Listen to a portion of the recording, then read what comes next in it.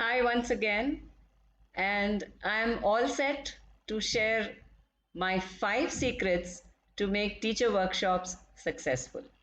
So, before I dive into the actual secrets, I'm sure you're very curious to know what is it that can be a secret to making teacher workshops successful. Well, there are quite a few things that go into this, and if you master these 5 secrets, I'm sure you also can become an excellent and successful trainer and conduct teacher workshops like a professional. So, I'm not going to keep you in suspense anymore. Let me just quickly get you into the act of learning or sharing the secrets. Well, my first secret is the structure. Now, when I talk about structure, what am I talking about? So, I'm going to talk about structure. I'm going to talk about expectation mapping. I'm going to talk about topic strategy. And then we have learning roadmap and milestones. And then the last one, but the most important, is the content into fun, which ends up in learning. So let us quickly take a look at each one of these.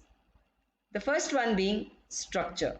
Now, when we talk about structure of a workshop, yes, a workshop needs to be planned and given a proper structure without which you are not going to be able to sustain through the workshop.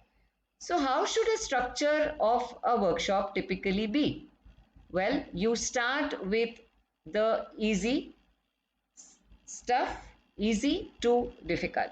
So, in your structure, whatever you've planned for the teachers, let it begin with something which is very easy and simple for them to digest, and then you take them to the difficult levels as you move on in the day.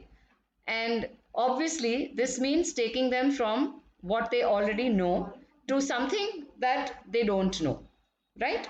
So, I think this is very easy and very simple for you to understand. Now, let us go to the second secret, and that is expectation mapping.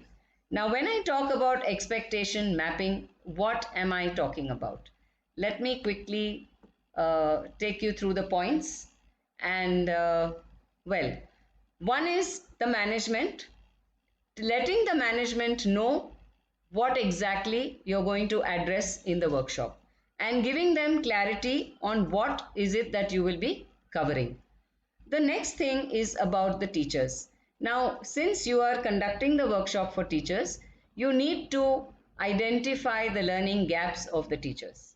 And only if you identify the learning gaps will you be able to give them a foolproof or a concrete way ahead to bridge these gaps. Now, the third thing is making it very clear what is the outcome going to be of your training program. So, learning outcomes need to be very, very clearly mentioned, and learning objectives also need to be clearly mentioned in your session flow. The third aspect that we need to look at is topic strategy. Now, what is topic strategy? I mean, topic is a topic, isn't it? But even in the topic, there is a strategy involved which will make it more impactful when you conduct the session. So, one thing is we are going to talk here about is the depth of the topic. How deep do you need to go into that particular topic? Do you need to just touch the surface level and then give a few more details, or do you need to get into analysis and application of the topic? It all depends on what objectives and outcomes you have set for your session.